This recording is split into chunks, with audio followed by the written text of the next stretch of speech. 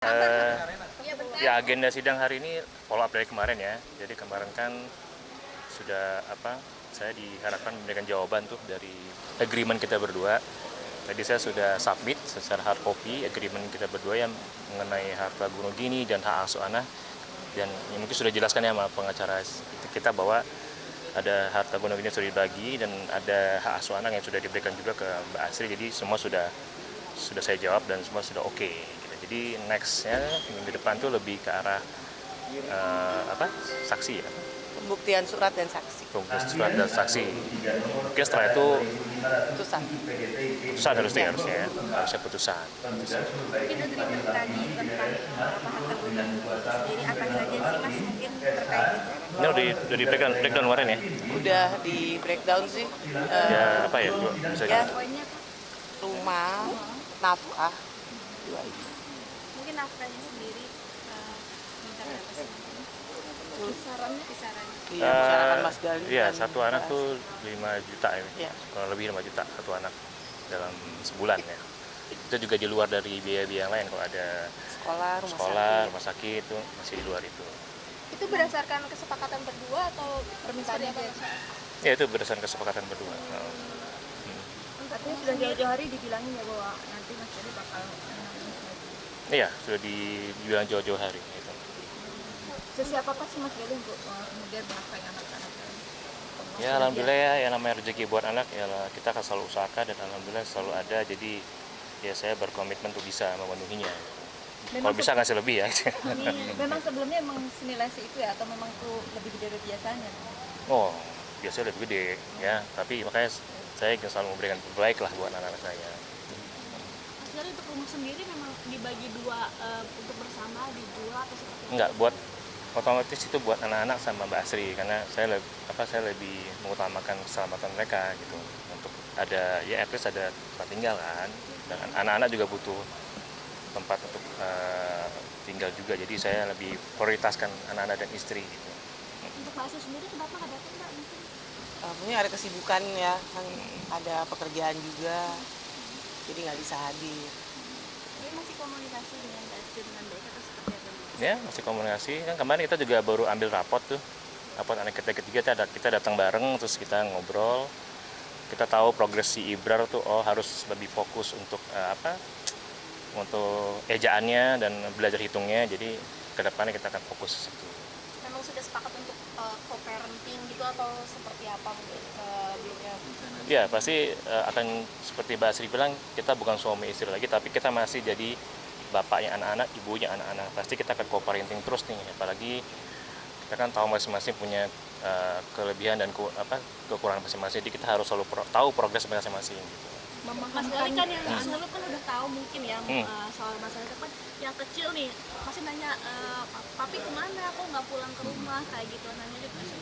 Ya itu akan ada waktunya ya, pasti akan ada waktunya, kan saya akan ada sesi dengan dia karena kecil-kecil saya akan kasih tahu kenapa papi nggak di rumah gitu. Tapi yang penting kan papi akan hadir terus nih, misalnya di weekend atau kalau papi lagi ada waktu luang, papi bisa pergi nih jalan-jalan buat misalnya beli mainan atau apa gitu. Bilangnya apa mungkin kalau pada nggak di rumah atau nggak tidur di rumah sama anak-anak? Cara memberikan pemahaman. Oh lagi kerja bentar, keluar kota nanti pulang bawa mainan gitu sih, jadi biar seneng gitu. Sejauh ini anak-anak yang kecil gimana sih Mas? Mungkin cukup menerima dengan alasan yang ada apa gimana? Ya pasti kadang-kadang nyariin, tapi kan sudah dikasih tahu sebelumnya. Mereka selama dikasih pengertian ini kok, ngertiin kok gitu. Apalagi kalau nanti oke papi ini datang nih bawa mainan, mereka akan seneng gitu kan. Jadi kalau anak yang sulung tuh Mas kan dia udah tahu, udah paham. Ada menanyakan apa masalahnya atau gimana enggak? Enggak, anak saya sih sudah memang sebelum kejadian ini sudah saya briefing dari awal, jadi dia sudah tahu lah kurang lebih kenapa kita berpisah. Jadi sebelum dia nanya pun saya udah, kan saya sifatnya kan kayak temen ya ke anak saya, approach-nya bukan sebagai bapak tapi sebagai teman. Jadi saya bawaannya lebih less formal ngomong sama dia. Jadi sebelum ada kesepakatan cerai pun kita udah ngomong akan possibility akan ada perceraian seperti itu. Ada kekhawatiran nggak sih mungkin jadi waktu kurang dengan anak, jauh dari anak? Karena kita lebih mikirnya saya ke quality time ya, karena kan saya nggak ada tiap hari sekarang di rumah, ya pasti saya akan lebih fokus ke quality time. Jadi saya akan memaksimalkan waktu yang ada pada saat momen bersama saya gitu, pastinya seperti itu. bagi waktunya gimana sih Mas? Maksudnya kayak mungkin di weekend sama siapa atau weekday sama siapa gitu atau Tidak ada peraturan, ya bebas-bebas saja. Kalau let's say agak ada yang nganter les nih misalnya, saya langsung selama saya ada waktu, saya pasti antar les yang kecil gitu. Kadang-kadang saya ikut sekolah yang kecil atau yang besar. Artinya Mas Galih tinggalnya memilih dekat dengan Mbak Asri ya? No? Memilih lokasi tinggalnya sekarang dekat dengan Oh sekarang mah udah ada tol semua, jadi deket sih, malah aja deket sih. Nggak masalah. Mas Galih ini kan semua adem ayem, maksudnya sama pasti juga komunikasinya baik, tapi kita dengar ada kabar, ada isu Iya. pasti tanggapan soal Iya, saya banyak tuh dengar di media beberapa di YouTube juga saya tahu. Saya ingin klarifikasi juga ke sini ya. Pertama ada yang bilang kalau saya pindah agama ya itu udah jelas-jelas hoax, saya nggak benar. Sampai sekarang saya masih lahir sebagai agama Islam, alhamdulillah. Yang kedua saya dibilang saya menikah lagi. Aduh, saya bisa cek ya di data, saya hanya menikah sekali yaitu sama Mbak Asri gitu ya. Kemudian saya poligami juga, itu juga nggak benar sama sekali. Boleh dicek kalau nggak percaya, saya cuma menikah sekali itu dengan Mbak Asri. Jadi hal-hal yang menggiring ke arah sana itu saya bilang itu tidak benar. Gitu ya. artinya perselingkuhan itu nggak ada ya Mas ya? Enggak. Pihak ketiga gitu nggak ada. Enggak ada. agak kesel nggak sih Mas? Maksudnya kan banyak di sini kan dirimu sama Mbak Asri kan udah kayak harmonis bercerai juga, tapi muncul isu kayak gini. Ya nggak apa-apa kan, semua orang langsung kalau jawaban diplomatis seperti ini, kenapa ya, ada apa, itu udah pasti questionable ya, orang pasti lumrah lah. Ya kalau nggak ekonomi, perceraian, apalagi tuh, apalagi Pak?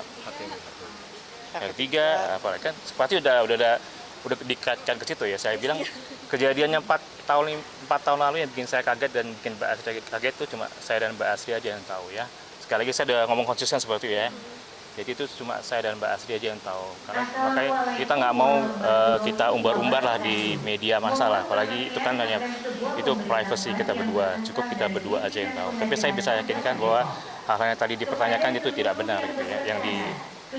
Saya bilang saya menikah lagi, saya pindah agama, itu tidak benar. Mas, alasan kan biasanya kalau pasangan nih memperjuangkan hak asuh anak gitu masing-masing. Tapi kalau Mas Galih sendiri kan udah setuju nih hak asuh di Asri, itu gimana Mas?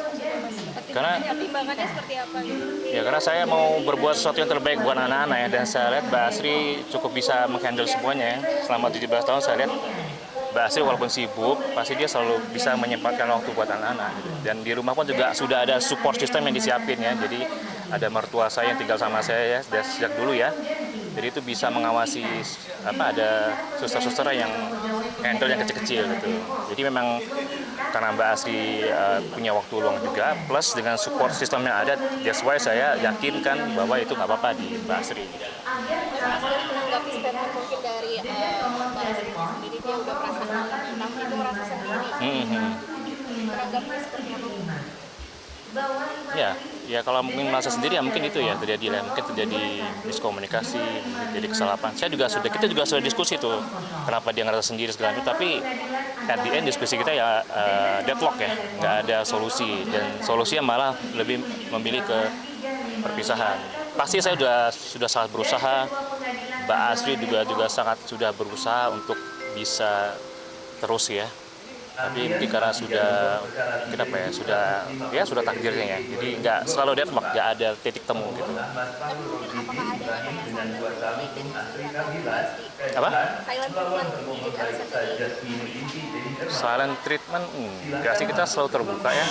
Justru kalau silent treatment lebih bahaya lagi ya. Justru kita terbuka, justru kita selalu ngomong, justru selalu ngobrol. Makanya bisa semulus ini ya, karena kita ngobrol terus gitu. Nggak ada silent treatment bisa 1 hari, 2 hari, 3 hari nggak ngomong tuh nggak ada. Justru pas saat sudah bercerai kita masih terus komunikasi gitu. Mas kan ini karena pisah rumah itu 2 tahun. Sebelum itu ada pisah ranjang nggak? Ya otomatis kalau pisah rumah berarti pisah ranjang. Sebelum itu enggak sih, nggak ada. Seingat saya nggak ada. Agenda selanjutnya tanggal berapa dan agendanya? Nanti kita agenda selanjutnya 24 Desember untuk pembuktian. Pembuktian tuh ada 2, saksi dan surat ya. Untuk saksi dan surat nanti dalam satu agenda.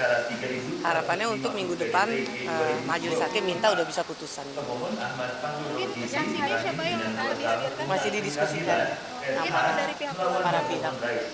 Yang pasti karena ini permasalahan privat, yang tahu ya pasti cuma keluarga-keluarga dekat ya saksinya.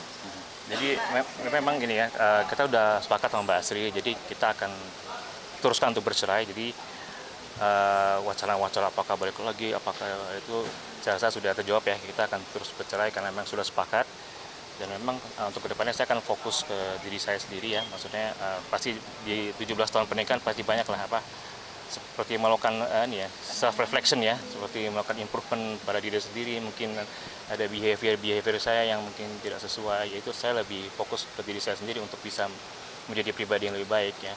Dan juga pastinya dengan kejadian ini yang benar-benar suatu cobaan yang menurut saya cukup challenging ya di tahun 2024 ini adalah tahun dimana benar-benar saya menerima banyak cobaan yang bertubi-tubi. Selain perceraian ini juga ada hal-hal lain, jadi saya merasa mungkin ini memang saatnya saya lebih mendekatkan diri lah ya ke Allah Subhanahu Wa Taala. Mungkin ini juga cara Allah untuk menegur saya bahwa ada beberapa hal yang saya kurang nih, maka saya lebih ke arah introspeksi diri.